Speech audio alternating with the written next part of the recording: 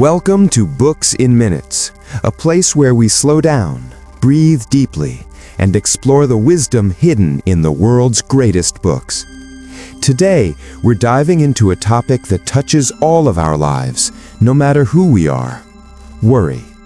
That quiet, insistent voice that keeps us awake at night, that makes our hearts race in the middle of the day, and that whispers all the what-ifs we never wanted to hear. The book we're exploring is A Smart Girl's Guide, Worry: How to Feel Less Stressed and Have More Fun, by Judy Woodburn and Nancy Holyoke. It's a book written for young girls, but its lessons are universal. It's about understanding the mind, recognizing our worries, and learning to live more freely, with calm, joy, and compassion. So before we begin, take a deep breath in and exhale slowly. Feel your shoulders relax. Let your body sink into the chair or bed or whatever space you're in.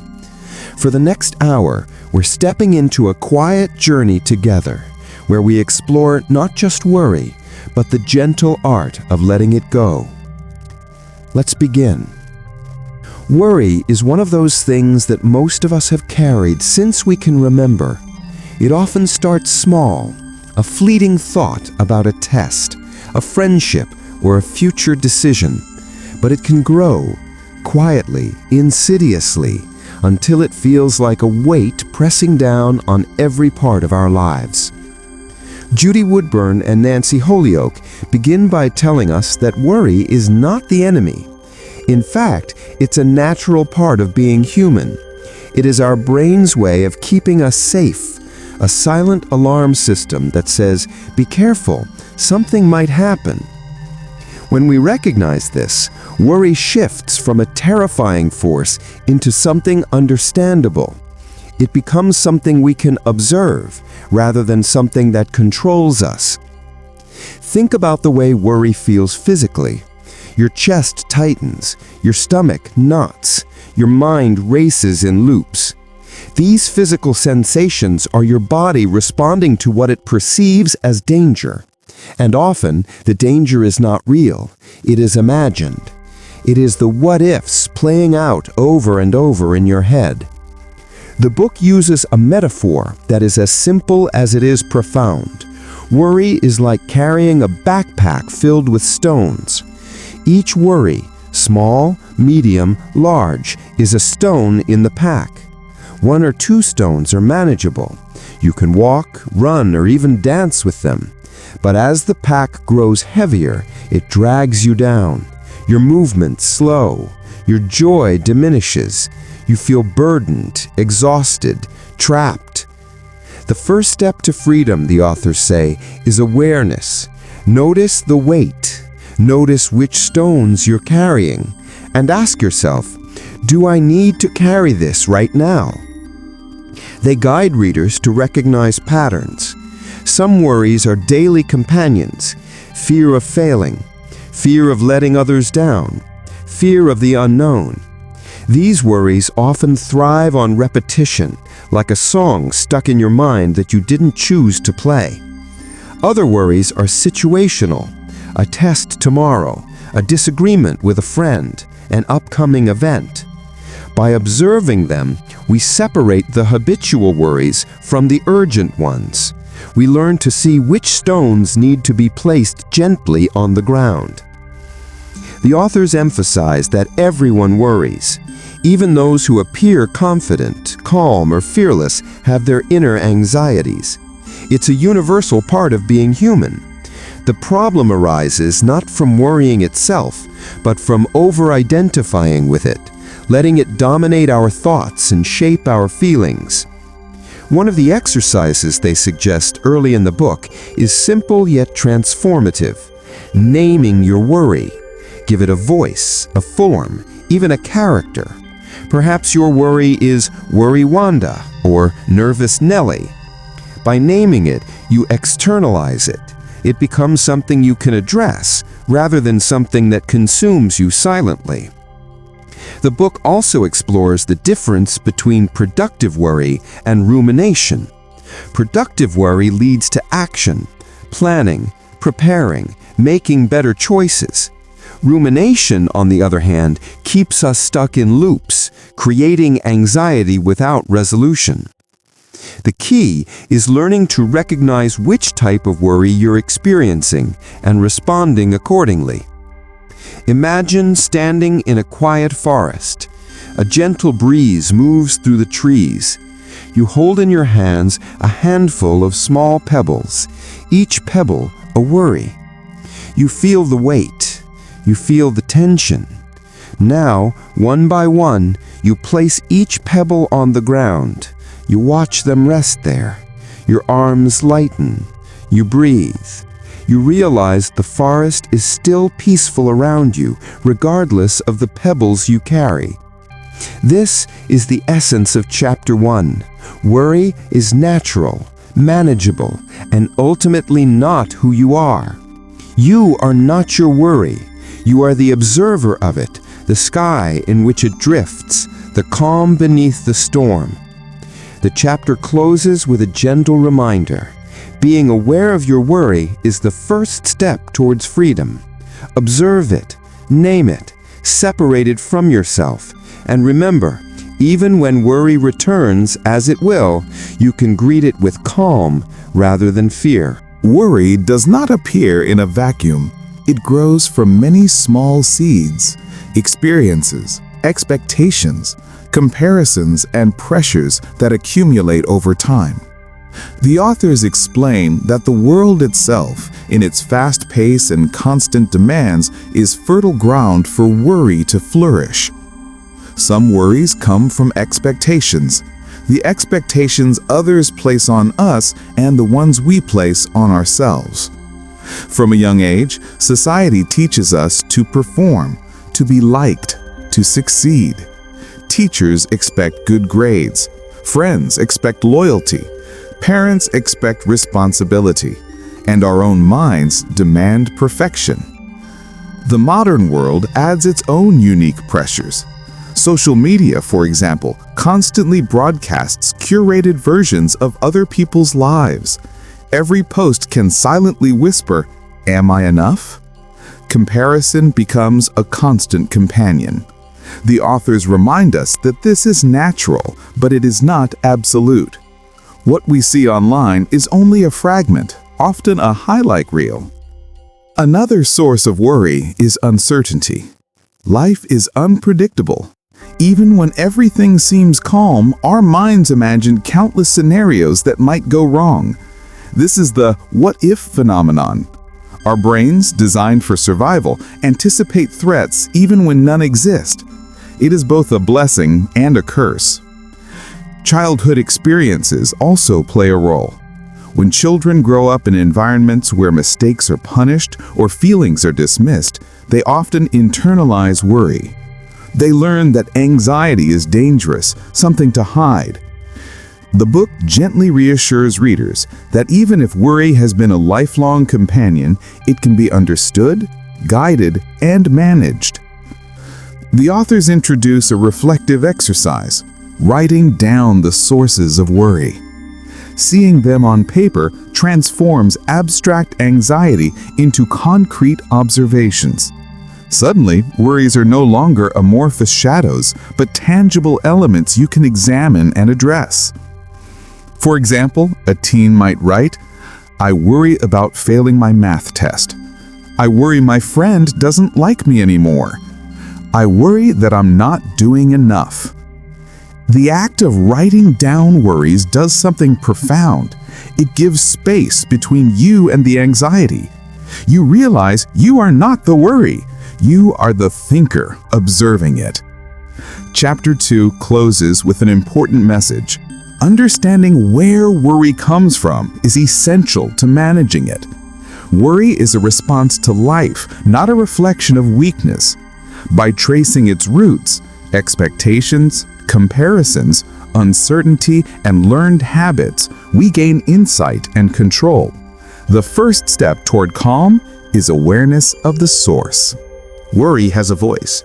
It's quiet at first, sometimes almost a whisper, nudging us with what ifs and shoulds. But when left unchecked, that whisper can swell into a storm, a relentless internal monologue that colors every moment of our day. Judy Woodburn and Nancy Holyoke remind us that listening to your mind is not the same as letting it control you.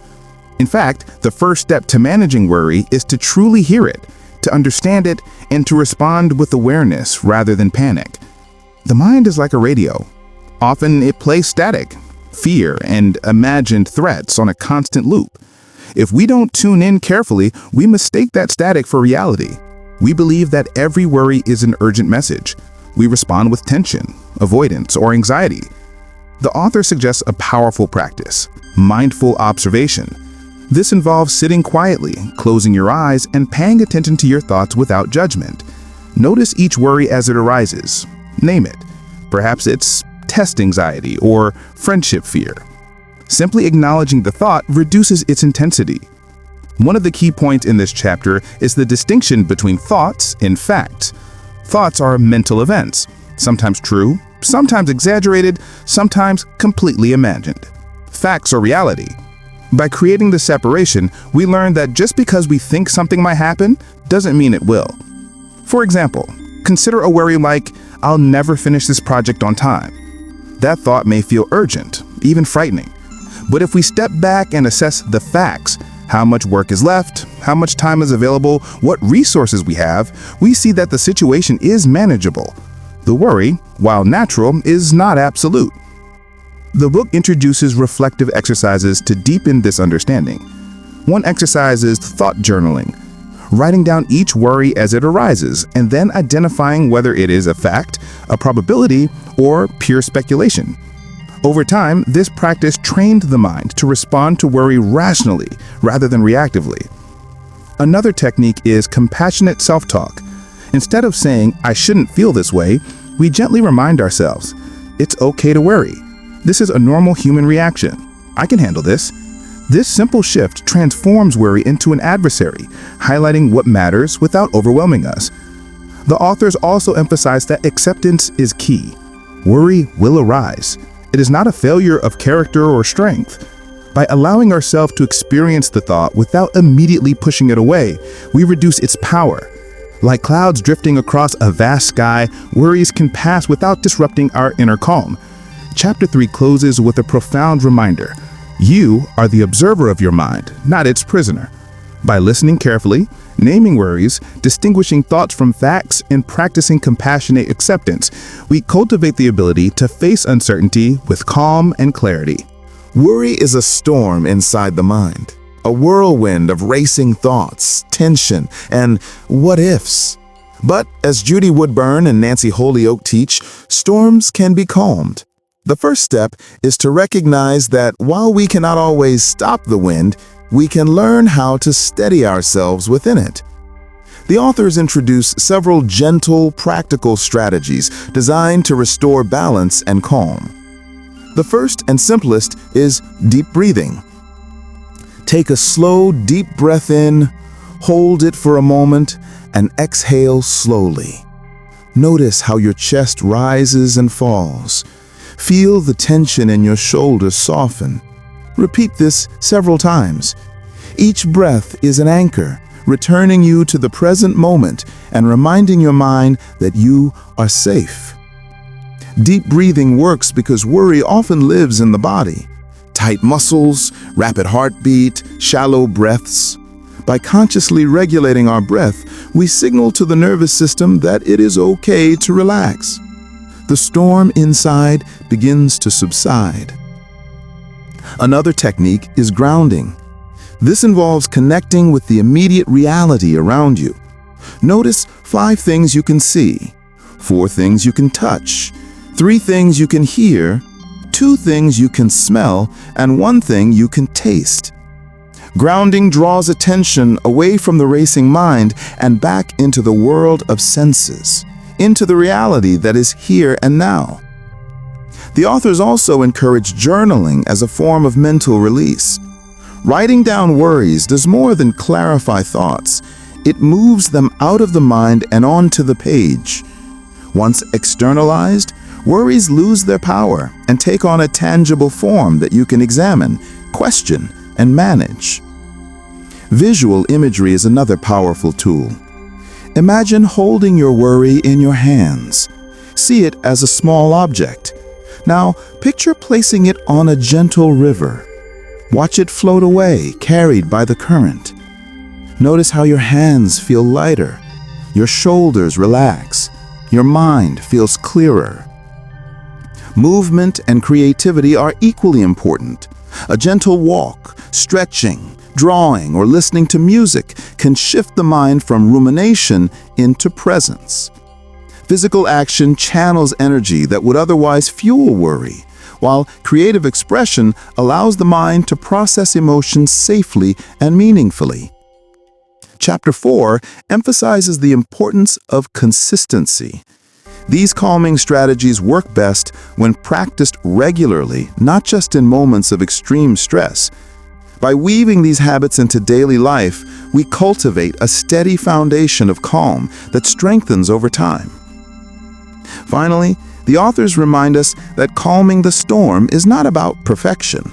Some days will be more difficult than others. Some storms will be stronger. But each practice, each gentle breath, each moment of mindful observation is a step toward mastery over anxiety. Chapter 4 concludes with a simple affirmation.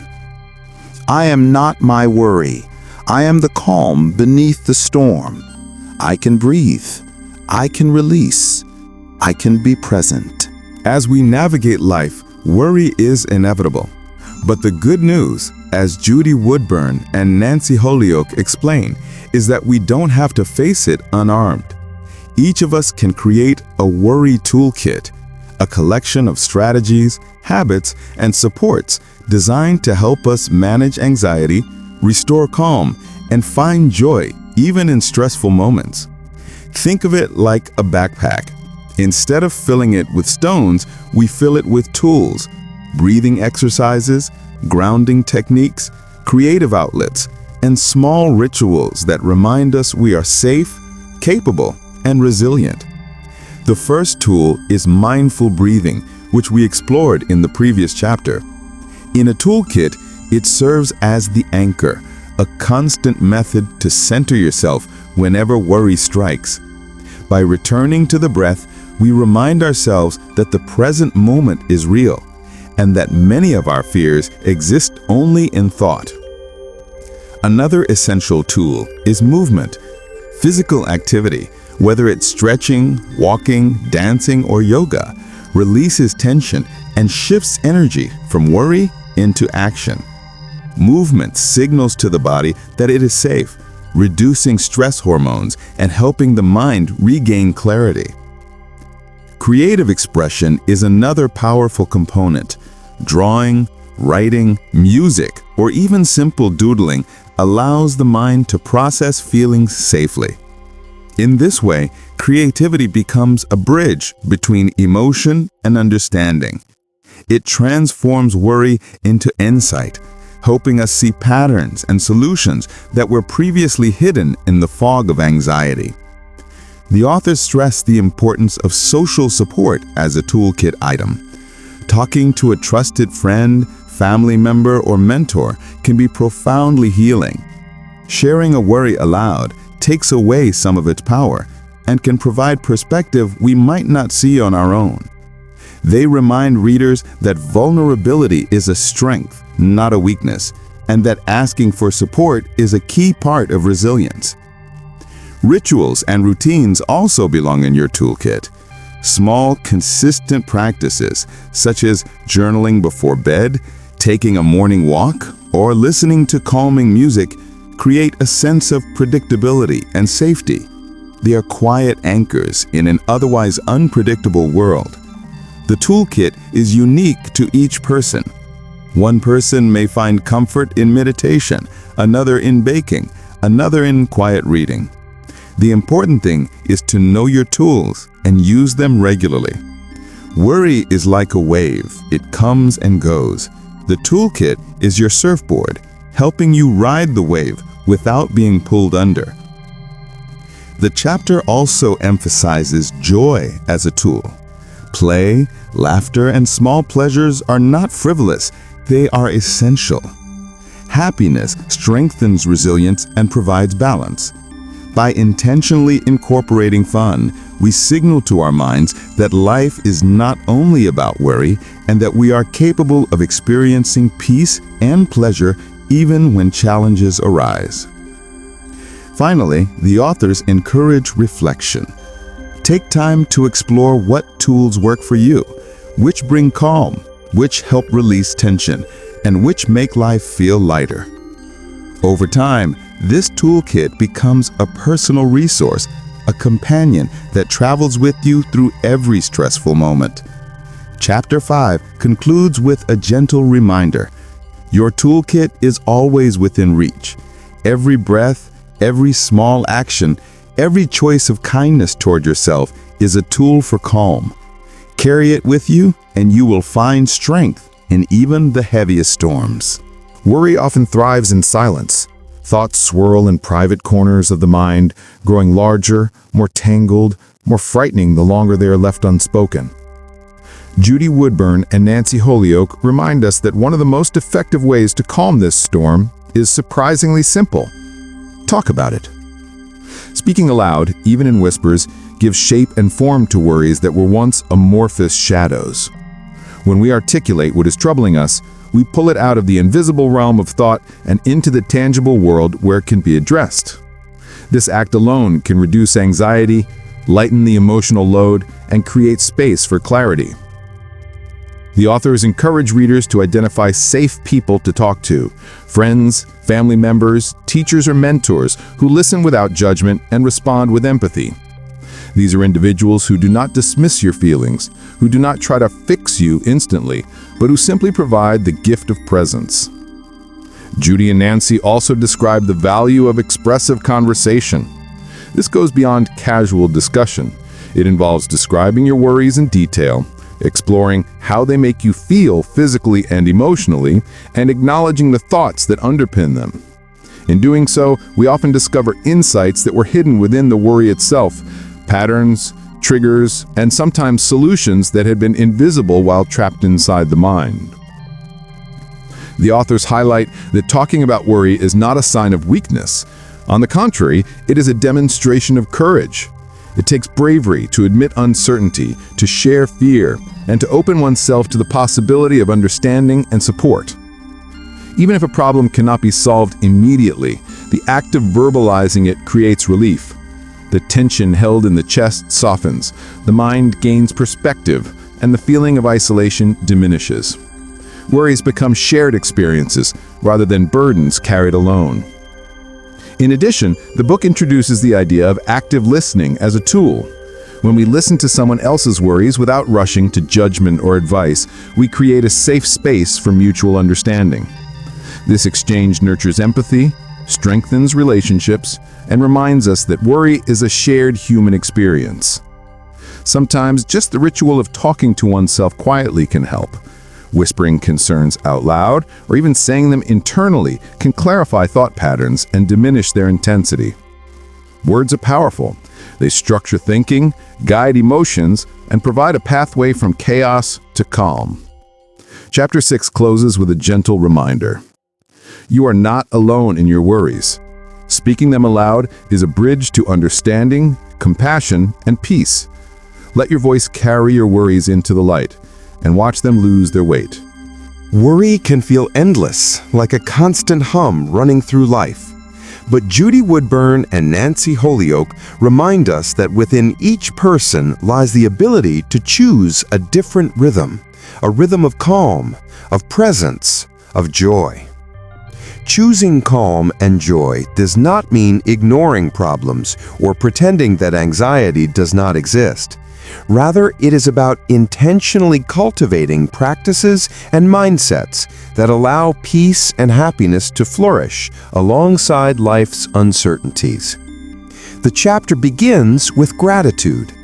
Gratitude is a gentle spotlight on the positive, even when shadows exist.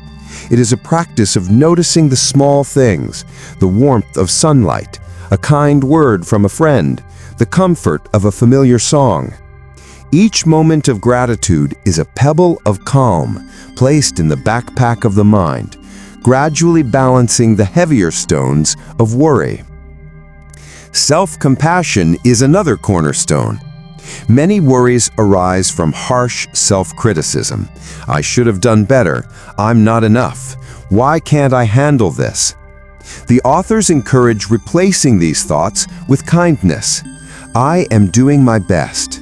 It's okay to feel this way. I am learning and growing. These affirmations do not erase challenges, but they soften the emotional experience and strengthen resilience. Judy and Nancy also stress the importance of presence. When we dwell on past mistakes or imagine future disasters, we miss the life that is happening right now. By bringing attention to the present, the breath, the sights and sounds around us, the texture of our daily experiences, we create space for calm to enter. Mindfulness is not a technique for eliminating worry, but a tool for responding to it with clarity and serenity. The chapter emphasizes intentional joy. Life is not solely about solving problems or preparing for the next challenge.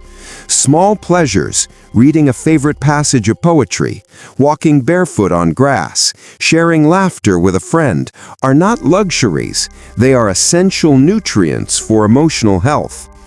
Choosing joy, even for a few moments each day, nourishes the mind and reduces the dominance of worry. The authors also suggest reframing challenges. Worry often arises from fear of failure or uncertainty. By viewing obstacles as opportunities to learn, grow, and adapt, we transform fear into curiosity and anxiety into motivation. This does not make difficulties vanish, but it changes our relationship with them. Finally, Chapter 7 encourages gentle acceptance of imperfection. Life is inherently unpredictable, and humans are inherently imperfect. By acknowledging this truth and embracing our limits without harsh judgment, we free ourselves from the crushing weight of unrealistic expectations. Calm and joy are not destinations to reach, but states to cultivate continually, like tending a garden of the mind. And so, our journey through A Smart Girl's Guide, Worry, How to Feel Less Stressed and Have More Fun, comes to a gentle close. We've explored the nature of worry, its whispers and storms, its roots in expectations, uncertainty, and comparison. We've learned to listen to our minds, to recognize thoughts from facts, and to cultivate awareness with calm, reflective attention. We've built toolkits, practices, rituals, and habits that bring grounding, perspective, and lightness. We've spoken our worries aloud, shared them with trusted hearts, and discovered that vulnerability is not weakness, but a bridge to understanding, connection, and healing. Most importantly, we've chosen calm and joy, not as fleeting escapes, but as ongoing practices. Gratitude, self-compassion, presence, intentional joy, and gentle acceptance are companions on the path to inner peace. The authors remind us softly that worry will return. It is a part of being human. But with awareness, mindfulness, and the tools we have gathered, we are no longer overwhelmed by it. We can greet our thoughts, acknowledge our feelings, and allow life to unfold, even amidst uncertainty, with courage, calm, and grace. Thank you for joining me on Books in Minutes. If this journey through worry has brought insight, calm, or a moment of reflection, please like, share, and subscribe. And remember, every breath, every small step, every choice toward understanding yourself is a victory. May you carry these gentle lessons with you, and may you find peace even in life's quiet storms.